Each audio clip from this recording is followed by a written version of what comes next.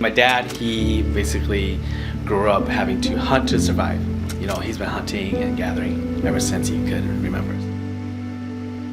Being born here and having immigrant parents from Laos, they still teach you to keep those traditions and cultures alive. And they really push it on you as kids. Growing up, I kind of pushed my traditions and my culture aside a little bit, where I kind of fought it, right? I didn't really like the idea of why we need to kill animals.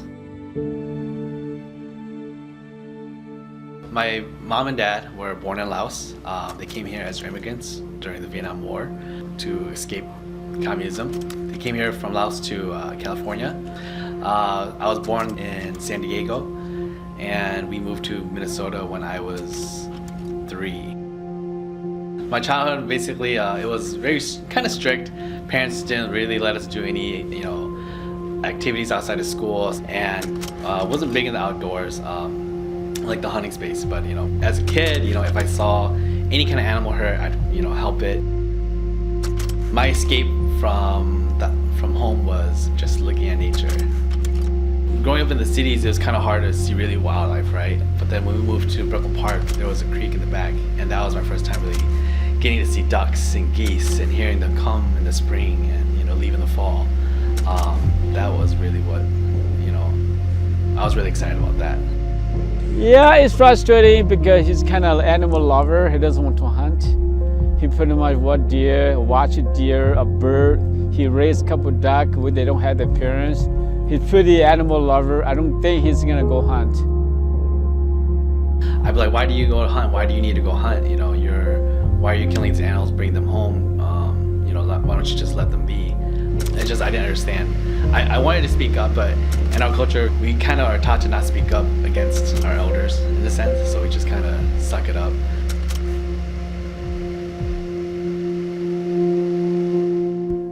Keng born here, but I brought a couple things from Laos, show him. He knows that the Asian family like to eat a wild animal, and we always support the family. We have to hunt to support the family. We not hunt for sport, maybe a little bit for the sport, but majority is for food. Being kind of the first generation, your parents still hold that tradition, right? The Hmong tradition. And going to school, you have a whole different side of traditions or expectations, kind of like they don't kill their own animals, right? Well, the Hmong people, every weekend or every other weekend, there's somebody killing a pig in the basement or in the garage, or slaughtering a cow or butchering a cow in their garage because we're doing our Hmong events or shaman events, stuff like that. And so visually, as a kid, I liked the outdoors, but I didn't like seeing it be taken away in that sense. In Laos, we have to have a father or a male in the family that be able to go hunt and to raise a family. So we had to have some meat or protein. And in Laos, we don't have food production. And then we had to go out and hunt in the wood. The hunting is our number one. It's the food to feed the family. Back in Laos, my dad and them, when they hunt, there's no rules, no restrictions, nothing like that. They hunt to eat, and they'll hunt anything they can, right? There's no penalty for that. And coming to the US, he had to learn the rules, right? He had to learn the rules, when he can hunt, what he can hunt. He has to be able to, follow along those rules. And I think that was a challenge for, the Hmong community to learn. Yeah, in Laos, we open all year round. We don't have the close seasons. We hunt deer, mountain goat, so everything move in the mall. But when I moved to Minnesota here in 1990, it's a culture shock here. So much different. It brought me back that I need to go hunt and eat some good food from the forest. I introduced him a couple times. The hunting, maybe this is good. And hunting is good for your health, and it's good food too. So when I moved out, there was a big disconnect between me and my dad. In my 20s, I felt that struggle. Kind of like I loved animals and respected animals, and he was always hunting. And I remember when he first brought his dogs home, I hated his dogs too because they were just annoying. and he used them to hunt, and I didn't know where I was gonna go, pretty much. Like I was kind of lost where I wanted to go, wanted to find myself in that sense. And I was at my dad's house one day, and he was like, I'm getting a dog. I'm like, why are you getting a dog for? He goes, I'm gonna get another dog to breed and have another puppy. I was like, well, what are you gonna do with this female dog then? And he goes, well, I might just sell her if I don't, have any use for her. I'm like, okay, well, let me take the dog then. So I introduced him to raise a dog, and he tried, and then he liked it. In that moment, I went home and I was like, she needs to live, life to her fullest. Like, she needs to be able to hunt. She's a hunting dog. And that kind of changed my mindset. Our first pheasant together, that was kind of like the moment we both became hunters. For me, it was a big learning curve. And then for her, putting all this time and money into training and getting her out there and exposure, that moment was like an epiphany. He's not very good with his words, and he's not very affectionate, and I could tell that in that moment when being there with him, it's kind of like father-son moment, right? And I could see he was excited and proud that I've shot my own pheasant over my own dog. This is his first dog, and hunt very good for him, so that's why he's hunting at this day. I think he liked it. Yeah. So this changed his life. Every time a rooster, if she's pointing, retrieving, it's just a great feeling. Having that connection with my dog, right? Like, we understand each other. She knows with little command what she needs to do, and I love that part about her. I love my dog. So, she is number one priority to me kind of right now, and just making sure that she's living life to the fullest, really.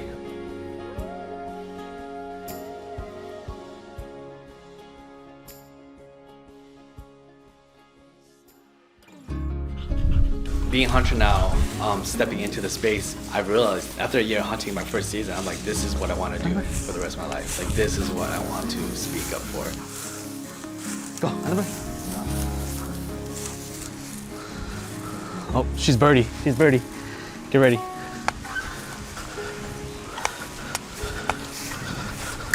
Rooster! But we've always had German wire hairs since I can remember, so.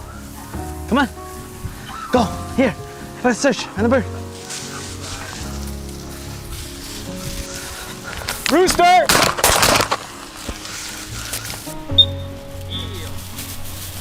Nice shot. Is that you or me? I don't know. We're pretty close. Yeah, we're pretty Same close. time there. Yeah, right at the second shot. That's a nice rooster right there. It is a nice rooster. Look at that spur. Yeah, look at those things. Yeah. Dangers. Yeah. Keep walking. Find another one. All right, let's go. Yeah, when you speak with someone who hunts, you find that you have the same common ground and the same understanding of each other. Hunting isn't just about killing animals and a bad image, but hunting is conservation, caring for animals, right? Yes, you're harvesting or killing an animal to eat it, but also you're also wanting to make more and protect those places.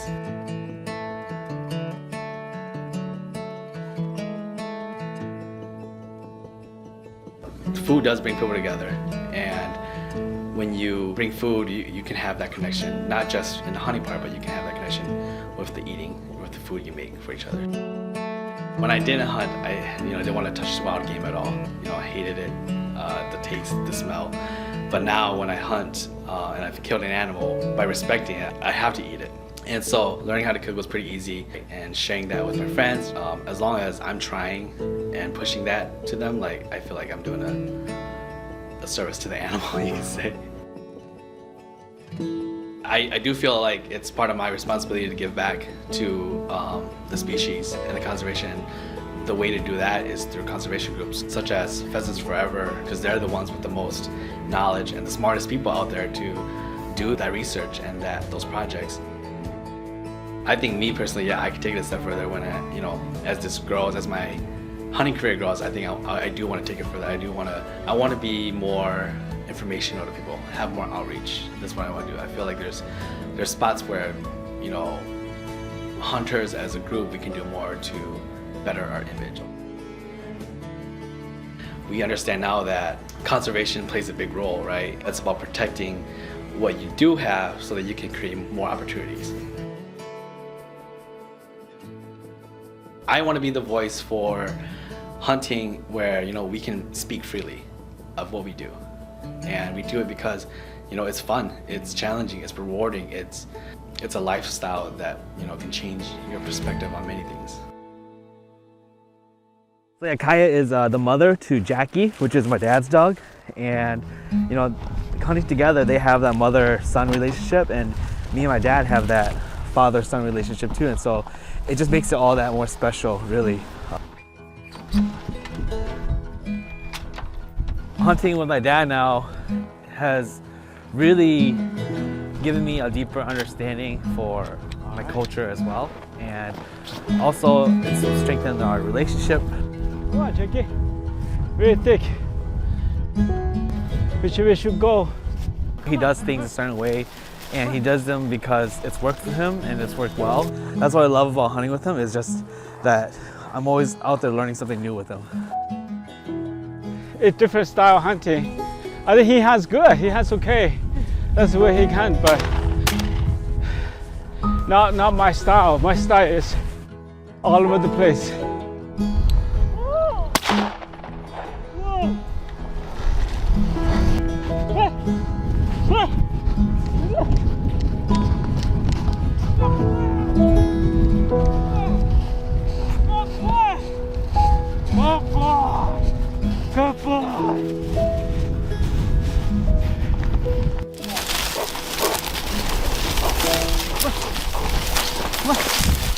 My favorite dog, German Whitehair, all the time.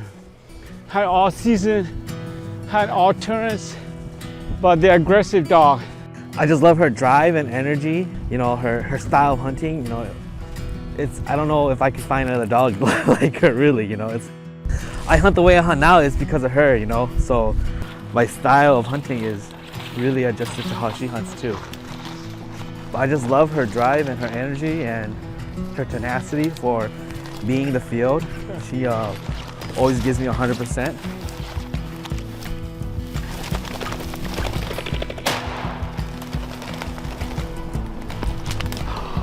Got it? Good girl. Touch. Heel. Heel. Heel. Give. Good girl. Good girl. Good job. Good job. That was a nice point.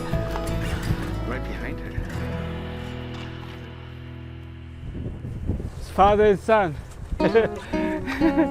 Father and son hunting. Looking back, I'm really thankful that I made that decision to take Kaiya, because if I hadn't, I would have never had the experiences that I've had in the last 5 years. And those experiences are, you know, having a better relationship with my dad, experiencing the outdoor world in a different perspective.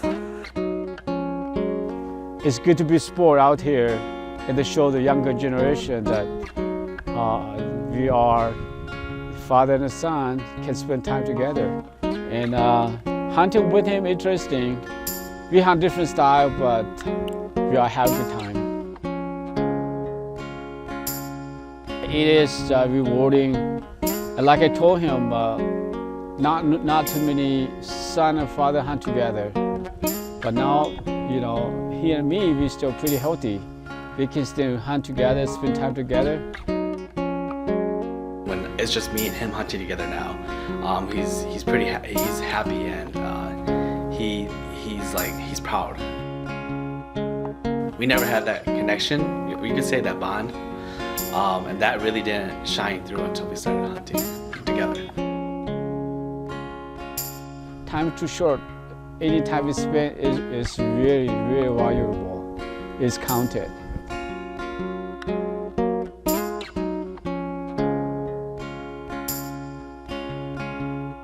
I think when I finally started hunting, I came to the realization that, you know, it all makes sense now. It doesn't matter what culture or tradition you have, being human, being able to hunt is what's gonna tie us all together.